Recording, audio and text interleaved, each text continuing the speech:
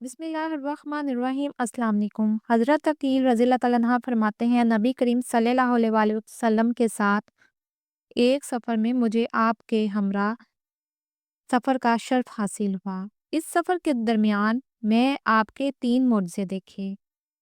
Number 1، ان میں پہلا معجزہ یہ تھا کہ رستے میں جاتے ہوئے نبی کریم صلی اللہ علیہ وآلہ وسلم کو قضائے حاجت کی ضرورت محسوس ہوئی۔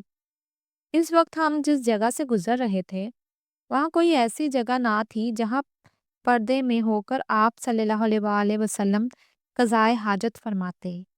لہٰذا آپ صلی اللہ علیہ وآلہ وسلم نے کچھ دور ایک پہاڑ کی طرف دیکھا تو اس پر 2 درخت نظر آئے۔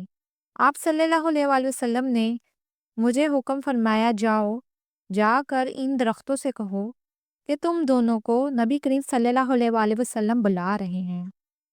میں پہاڑ کی طرف گیا اور جا کر ان درختوں سے کہا کہ چلو، تم دونوں کو آقا دو جہان صلی اللہ علیہ وآلہ وسلم بلا رہے ہیں۔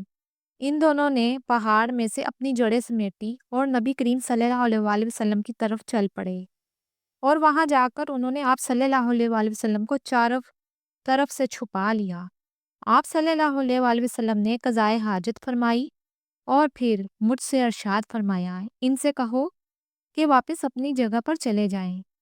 لہٰذا جو ہی میں نے ان سے واپس جانے کا کہا تو وہ واپس چلے گئے۔ نمبر 2، دوسرا معجزہ یہ کہ جس نبی کریم صلی اللہ علیہ وآلہ وسلم کے ہمراہ میں چلتا ہوا ایک جگہ پر پہنچا تو وہاں کچھ لوگ جمع دیکھے جو اونٹ کے ارد گرد کٹھے ہوئے کھڑے تھے۔ وہ شاید اونٹ کو مار دینا چاہتے تھے۔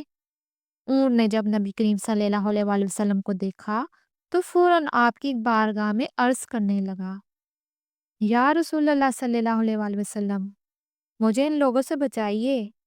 آپ نے ان لوگوں سے پوچھا، تم سب اونٹ کو کیوں مارنا چاہتے ہو؟ انہوں نے عرض کیا، یا رسول اللہ صلی اللہ علیہ وآلہ وسلم، یہ اونٹ پاگل ہو گیا ہے، ہمیں ٹانگیں بھی مارتا ہے اور دانتوں سے بھی کاٹتا ہے۔ اس سے ہم بہت تنگ ہیں، اس سے ہم نے بہت تنگ کر رکھا ہے۔ آپ صلی اللہ علیہ وآلہ وسلم نے اونٹ سے پوچھا کہ تم اس طرح کیوں کرتے ہو؟ اونٹ نے جواب دیا، یا رسول اللہ صلی اللہ علیہ وآلہ وسلم، میں پاگل نہیں ہوں، بلکہ اصل مسئلہ یہ ہے، یہ لوگ سوئے رہتے ہیں اور عشاء کی نماز ادا نہیں کرتے۔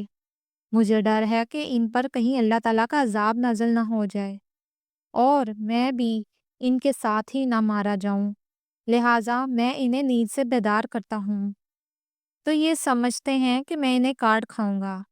یہ سن کر نبی کریم صلی اللہ علیہ وآلہ وسلم نے فرمایا، لوگو، اس اونٹ کو چھوڑ دو اور سونے سے پہلے عشاء کی نماز ادا کیا کرو، یہ تمہیں بالکل بھی کچھ نہیں کہے گا۔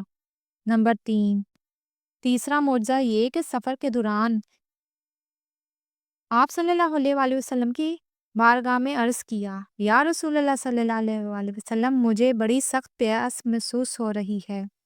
آپ صلی اللہ علیہ وآلہ وسلم نے فرمایا، جاؤ، اس پہاڑ کے پاس جا کر اسے کہو، مجھے نبی کریم صلی اللہ علیہ وآلہ وسلم حکم فرماتے ہیں کہ مجھے پانی پلاؤ۔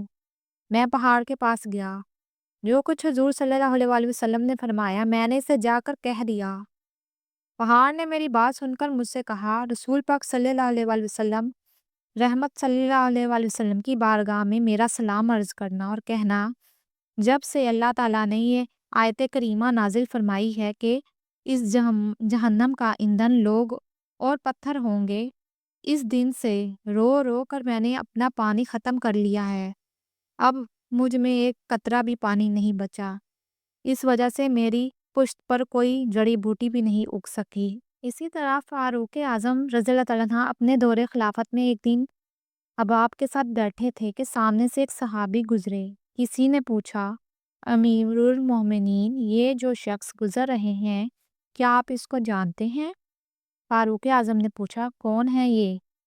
لوگوں نے بتایا، یہ سواد بن قارب ہیں، وہی سواد جن کے تابع ایک جن نے رسول پاک صلی اللہ علیہ وآلہ وسلم کی اطلاع دی تھی کہ فاروق اعظم رضی اللہ تعالیٰ نے ان کو بلا بھیجا۔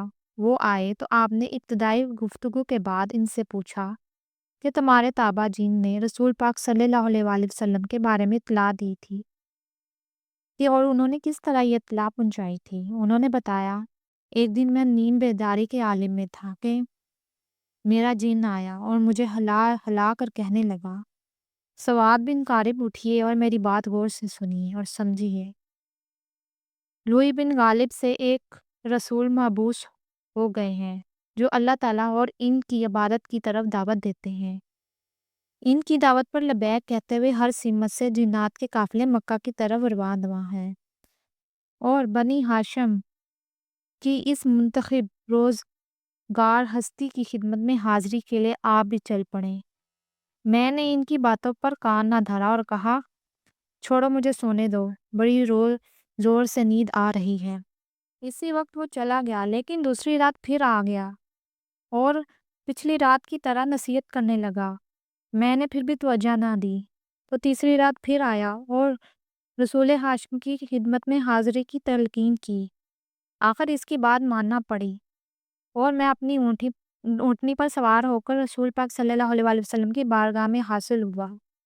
جب حاضر ہوا تو آپ صلی اللہ علیہ وآلہ وسلم اس وقت اپنے صحاب کے ساتھ محفل سجائے بیٹھے تھے۔ میں حاضر ہوتے ہی عرض کیا، یا رسول اللہ صلی اللہ علیہ وآلہ وسلم، میرا کلام سنیے۔ آپ صلی اللہ علیہ وآلہ وسلم نے خندہ پشانی کے ساتھ فرمایا، سناؤ۔ چنانچہ میں نے ایک نعت ان کی نظر کی۔ نعت سن کر صحاب اتنے خوش ہوئے اور مسرت اور فراوانی سے ان کے چہرے دمک اٹھے۔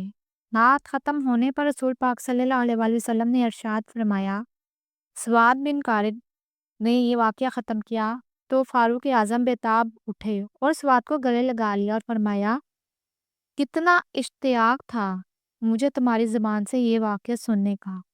پھر سواد نے پوچھا، کیا وہ جن اب بھی تمہارے پاس آتا ہے؟ سواد نے کہا، جب سے میں نے قرآن پاک پڑھنا شروع کیا ہے یہ کام چھوڑ دیا ہے، اور جنوں کی باتوں سے اللہ کی کتاب بہت بہتر ہے۔ فاروق اعظم رضی اللہ تعالیٰ عنہ نے فرمایا، ایک دفعہ میرے ساتھ بھی اسی طرح کا واقعہ پیش آیا تھا۔ میں قریش کے گھرانے گیا، انہوں نے ایک بچڑا ذبح کر رکھا تھا، قصاب اسے کاٹنے کے لیے تیار کھڑا تھا تو بچڑے سے آواز آنے لگی، اشہد ان لا الہ الا اللہ۔ یہ سن کر میں واپس آ گیا۔ نبی کریم صلی اللہ علیہ وآلہ وسلم نے اپنی نبوت کا اعلان کیا۔ پیارے دوستو، اگر یہ کہانی آپ کو اچھی لگی ہو تو پلیز میرے چینل کو سبسکرائب، لائک اور شیئر ضرور کیجیے گا۔ اپنا بہت سا خیال رکھیے گا۔ اب مجھے اجازت دیجیے، اللہ حافظ۔